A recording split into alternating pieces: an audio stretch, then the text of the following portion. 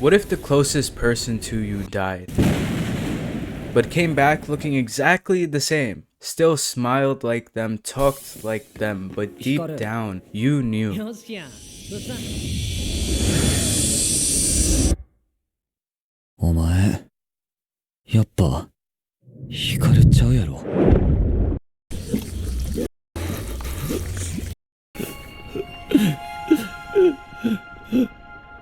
The summer Hikaru died messed me up. Like, walk outside and stare at a tree for 15 minutes straight levels of messed up. And I'm not saying that lightly. I've seen Made in Abyss, Devilman Crybaby. I even finished Rent a Girl. Well, maybe not that one. But the summer Hikaru died hits in a very specific way. A quiet rural horror that gets under your skin emotionally, not just through gore or jump scares. And the most terrifying part, it's not the monster. I mean, he's scary as hell, but it's the deeper themes behind him. Before I saw this anime, I'd only heard whispers. It's like Junji Ito if he was clinically depressed. It's a BL. It's not a BL. Man, tell me if it's like JoJo's or not. I came in confused because even the author was saying it's not BL, but the fans were. But once I actually watched it, I understood. Labeling stories of this level of depth as a boy's love story is extremely detrimental to what it's actually about. And honestly, I didn't realize how ignorant I was in thinking it needs to be labeled. I mean, if that's the main premise, then yeah, let me know. But that really isn't. This isn't just a BL or what that implies. It's not even just horror. It's a story about grief, desire, the unbearable weight of memory, and yeah, a demon pretending to be your childhood bestie. We follow Yoshiki, your average quiet small town high school boy who's definitely in the closet, but his best friend Hikaru doesn't seem to know. And this dude died because of a thick ass tree. I mean, I don't even blame him. Look at the curves on him. But even after witnessing his death, he's still there. Same voice, same smile, but something's off. He's gay? I'm sorry. But yeah, something is off. He knows it, we know it. But the question isn't what is he?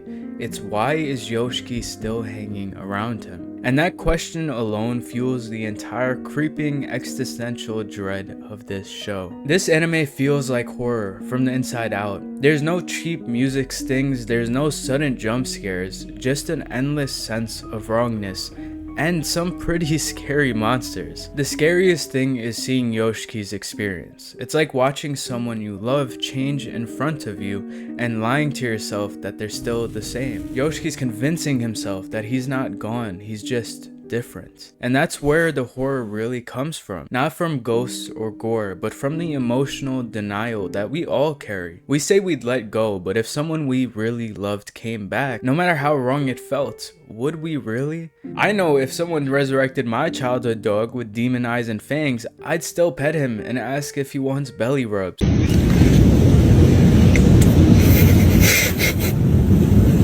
And jokes aside, whether it's a parent, a spouse, or even a friend, this explores the possibly sinister-like power of love. Now, characters aside, can we also talk about how creepy a rice field is when it's just too quiet? I mean, in the best horror films, it's always the setting that really creates the tension. And this show oozes atmosphere. Wind through trees, a temple bell echoing in the distance, or the complete silence of a town where no one talks about what happened. The setting isn't just a backdrop, it is the horror.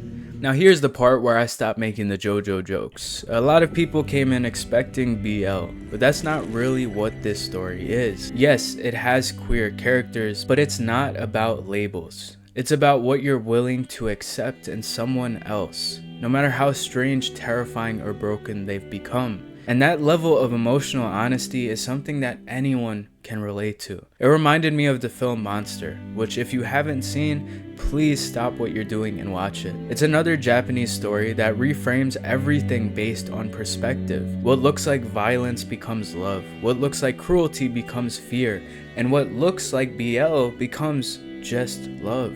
Unspoken, complicated, messy, but still love. The summer Hikaru died weaponizes longing. It isn't just missing someone, it's wanting so badly for them to still be here that you'll believe anything, even if they're clearly something else. Yoshiki's relationship with this new Hikaru isn't just tragic, it's horrifying. He says you're not Hikaru, but everything else in him screams, please don't leave me again. And in that space between denial and love is where this anime thrives. So yeah, Yoshiki may get in Hikaru's guts in this anime, but that's not what it's about. The summer Hikaru died is scary. And not just because of the monsters, but because it's too human. It doesn't scream at you, it just whispers, what if they're still out there, waiting for you? It's that subtle, aching, unspoken terror of holding on to something, someone, you know you should let go of. And that is more terrifying than anything that horror could ever design. What did you think of the summer Hikaru? Do you understand it now, Thorfinn? You have no enemies, my son. You don't have enemies. The truth is that nobody has them. Nobody is. And it's been a little bit, so just to update you guys, I am trying to keep up with the anime. There is so many dropping, and I'm sorry, I always glaze One Piece, but the recent arc is genuinely unreal. But yeah, besides that, Gachi Akuta, everybody's been hyping that up, and it's been really good so far. Also, romance anime is so back. The movies that have dropped, Fantastic Four and Superman, have been really good. I was a big fan of both of them. Marvel and DC, I think the standard of movies are just in a new era. Like, I knew this when I saw Thunderbolts coming out, and they got a creative team. Like, they didn't have to get the writers of Beef. They didn't have to get the music, from the people from Everything Everywhere. Like, there was creative choices made for it on a Marvel film, which just told me that I think we're entering the era where they finally know, like Hollywood execs know, a good movie will pay off way more than just some cash grab. And that's so good to finally be there because, a lot of the rest of the world is going to shit. So at least movies are good. The final thing I want to say is I really appreciate you guys who constantly show up here because not only am I inconsistent, but even when I'm consistent, the views won't always be. And that's just the algorithm. That's the reality of people uploading every other minute. But you guys being there regardless, it means a lot to me. And it's a reminder that I'm not doing this to just blow up. Of course I would want to, but the point is to build a genuine community. And having that show up, even in the last video that didn't do that well, it means a lot more than just having a video blow up. So thank you guys for being there. That wraps it up for me, and I might see you in the next one.